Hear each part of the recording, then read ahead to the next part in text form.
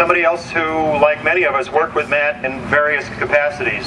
A former Dodgers beat writer, somebody who I hope we can say Matt helped to make into a better sports writer, and one of the best at the Daily News, Brian Down.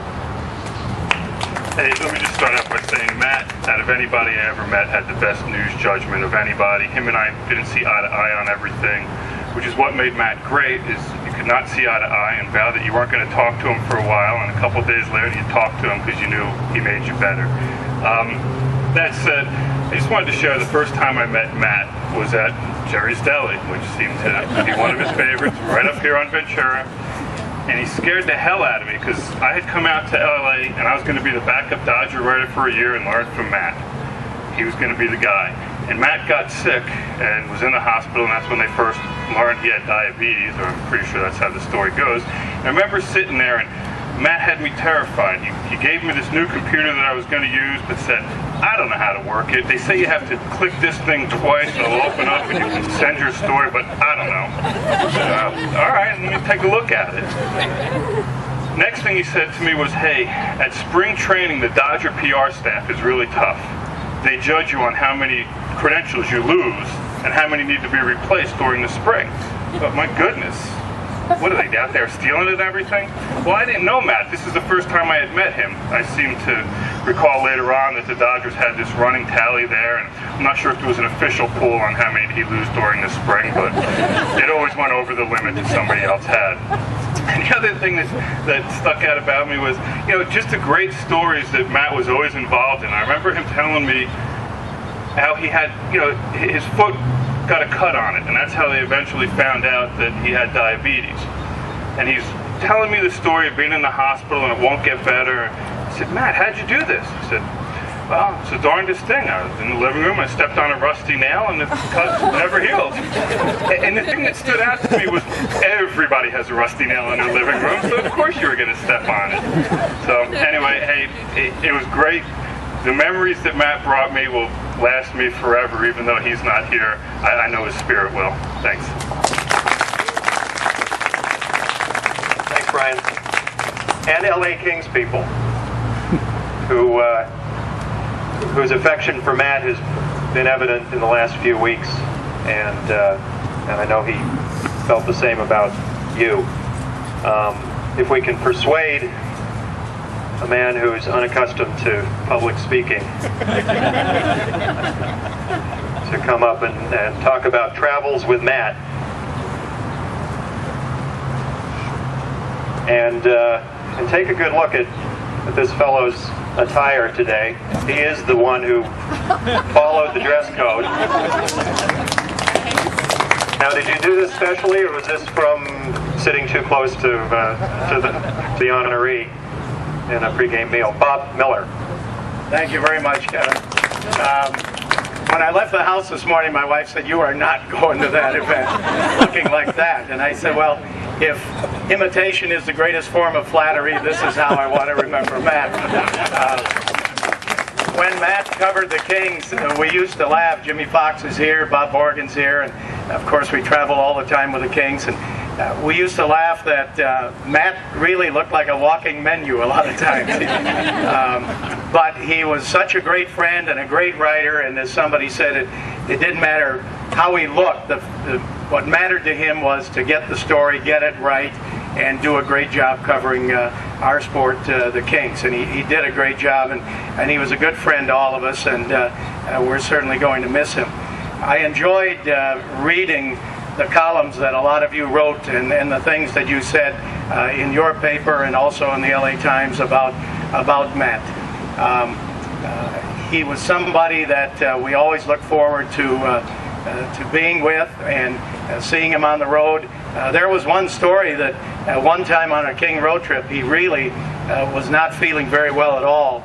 And usually the riders do not fly on the team charter, but our trainer at that time, Pete Demers, went to the Kings coaches and asked if Matt could fly home with us after a game. And the way Pete Demers is, he'll take care of anybody, anytime. And He got Matt on the plane, sat next to him.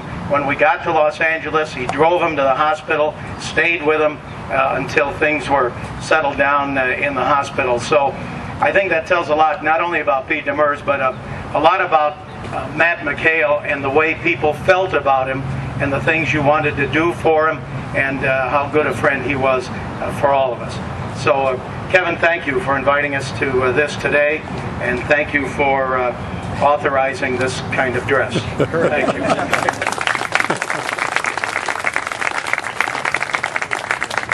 Who else? There should be a line of people. For all the stories we've been telling in the last couple of weeks about Matt, I know everybody has one.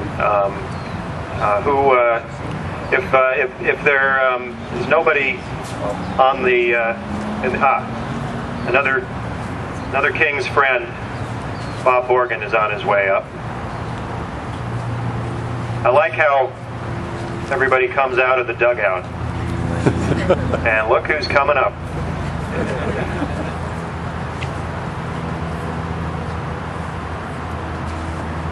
Bob Morgan. Hi, I'm really used to being behind the scenes. This is very uncomfortable, but I have to tell it. Matt influenced a lot of us in different ways, and a definite, specific influence he had on me that will be for a long time. It was about 2001 or 2, and the Kings were having a postseason luncheon. So we drove down there. I drove down there, and at the time, my wife was telling me I needed to get a new car. I was driving about a 15-year-old car, but it ran fine. It was good.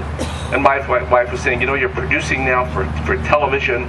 You go to meetings, you meet people. You should buy something that looks a little more appropriate. And I was big on, it's not what you dress, it's not how you look, it's not what you drive. It's all that matters is the inside. So I go to the luncheon, and I walked out afterwards with Matt, who was there.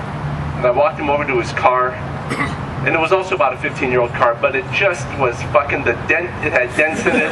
It had 3 different meals in the back seat. The antenna was bent, and I walked over and I thought afterwards, Jesus, you are what you drive. And like 2 weeks later, I bought a new car and I drove it here today. And so for that, Matt is definitely an influence. And the other thing I thought of when Eric Tracy spoke was about getting to be that age. And I thought of it when I read about Matt. There was a cartoon in the New Yorker a couple of weeks ago, Roz Chast, and someone's looking at the obituary page, and all you see is 2 years older than you, 3 months younger than you, exactly your age. And that's sort of, I guess, where we all are now. That's all. We still always talk about Matt. Jim, will you tell your story, or do you want me to tell it? You should come tell it. Just about other things to learn from Matt.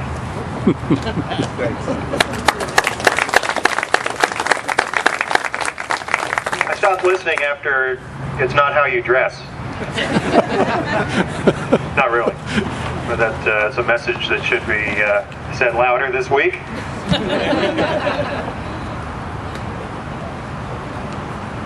Jim Fox. Like everyone, we had a chance to hang with Matt, and as Bob was talking on the road, Matt was always welcome to come to our meals and stuff. So one day, which is not unusual, Daryl Evans and I, Daryl does the radio for the Kings, the commentator, and we always work out. Every day we work out. So we go down to the gym, and guess who's on the bike? It's Matt McHale. No He's on the exercise bike, and we're going, what the heck? Well, he's got long pants on. He's got a dress shirt on, a little bit, all over, wide open. He's going away, and he's on there for about a half an hour. He's biking, he's going. I don't know if he's sweating. Well, we met him for dinner an hour later. Same shirt, same pants, same thing. So that's certainly Matt McHale. And of course, one thing I learned from Matt was preparation. Preparation is very important. That's the reason I drove out here last Saturday at 9:45 and looked around, and there's no one here. And I said, I called my wife. I said, can you check that email, what the date it was? And she said, yeah, it's next Saturday. So I learned from Matt to prepare. I came down, scoped out the infield to make sure everything was all right. So that's it.